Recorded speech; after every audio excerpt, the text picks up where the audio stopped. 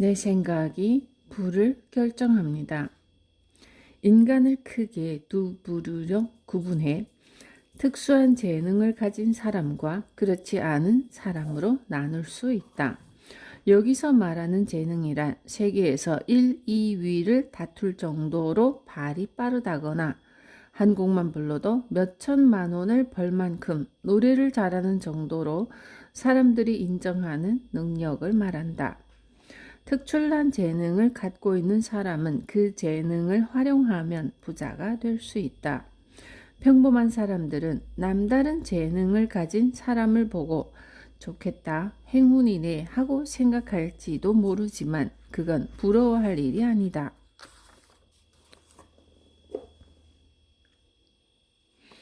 특출난 재능을 갖고 있는 사람은 과거, 즉 몇 세대에 걸쳐 그 재능을 갈고 닦아온 사람이라고 생각하자.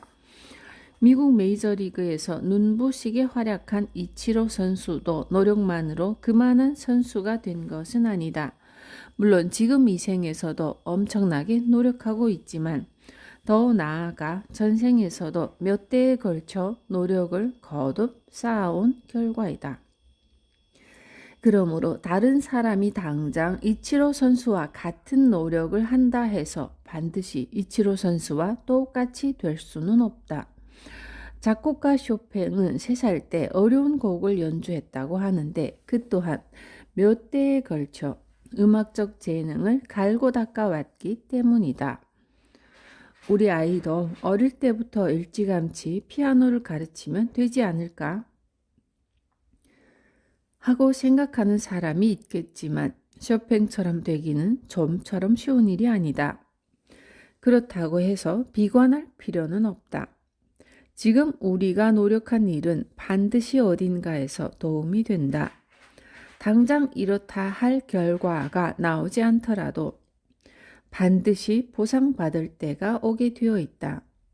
그러므로 공부든 운동이든 어떤 분야에서 아무리 노력해도 재능 있는 사람을 이기지 못한다고 포기할 게 아니라 현 세에서 성과가 나오지 않더라도 내 새에는 꽃이 필 테니까 하는 마음으로 즐겁게 하면 된다. 모든 일이 그렇듯이 괴로워하면서 마지못해서 하기보다는 즐거운 마음으로 계속해야 좋은 결과를 손에 넣을 수 있다. 그런 과정 속에서 부를 자연스레 끌어당기는 내공을 쌓을 수 있는 것이다. 남 좋은 일만 하고 있지 않나요? 특출난 재능을 갖지 못한 사람은 어떻게 해야 부자가 될 수 있을까? 직장인이든 개인 사업을 하는 사람이든 일에서 벌어들이는 수입이 있다. 수입이 없는 사람은 우선 일을 해서 돈을 버는 것부터 시작하길 바란다. 전업주부라면 가정일을 도맡아 남편과 가족을 돌보고 있으므로 부부가 함께 수익을 벌어들인다고 생각할 수 있다. 부자가 되려면 그 수입 가운데서 10분의 1만 자신에게 주면 된다. 이렇게 말하면 아니요, 저는 받은 급여를 전부 자신에게 주고 있는데요 라고 반문하는 사람이 있을 것이다. 그렇다면 그 돈이나 그만큼의 가치가 자신의 손안에 남아 있어야 한다. 만약 돈이 전혀 자신의 수중에 남아있지 않다면 당신은 그 돈을 누군가에게 주었다는 말이 된다. 집세로 집주인에게 주었거나 식비로 슈퍼마켓에 또는 핸드백 값으로 명품 매장에 건넸을 것이다. 바꿔 말하자면 집주인이나 슈퍼마켓을 위해서 일하고 있는 것이나 매한 가지로 좀 더 심하게 말하면 사회의 노예나 다름없다.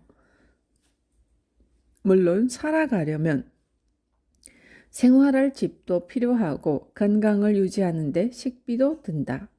하지만 일해서 번 돈이 수중에 한 푼도 남아있지 않다면 전부 누군가를 위해서 준 것과 같다고 해야 한다. 나를 위해 써야 할 순간에 정작 돈이 없을 테니 말이다. 우선 수입 가운데 10분의 1을 남겨라. 한 달 급여로 200만 원을 버는 사람은 20만 원을, 300만 원을 버는 사람이라면 30만 원을 매월 남겨두는 것이다. 그렇게 하면 300만 원을 버는 사람은 1년 후에 360만 원을 모으게 되고 10년 후에는 3,600만 원을 가지게 된다. 우선 집주인이나 옷가게 또는 술집을 위해서만 사는 노예 생활에서 벗어나 10분의 1만이라도 자신에게 주는 거다. 수입의 10분의 1을 손안에 꼭 쥐고 있어라. 단 10%면 된다. 나머지는 다 써도 좋다. 90%를 저축하라는 말이 아니지 않은가? 자신이 번 돈이 전혀 남아있지 않은 까닭은 자신에게 한 푼도 주지 않았기 때문이다. 어른이나 아이나 할 것 없이 돈을 주면 좋아한다.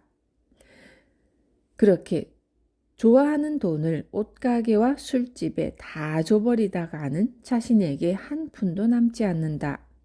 자신을 위해 남겨놓지 않는 것은 자신을 전혀 사랑하지 않는 행위이다.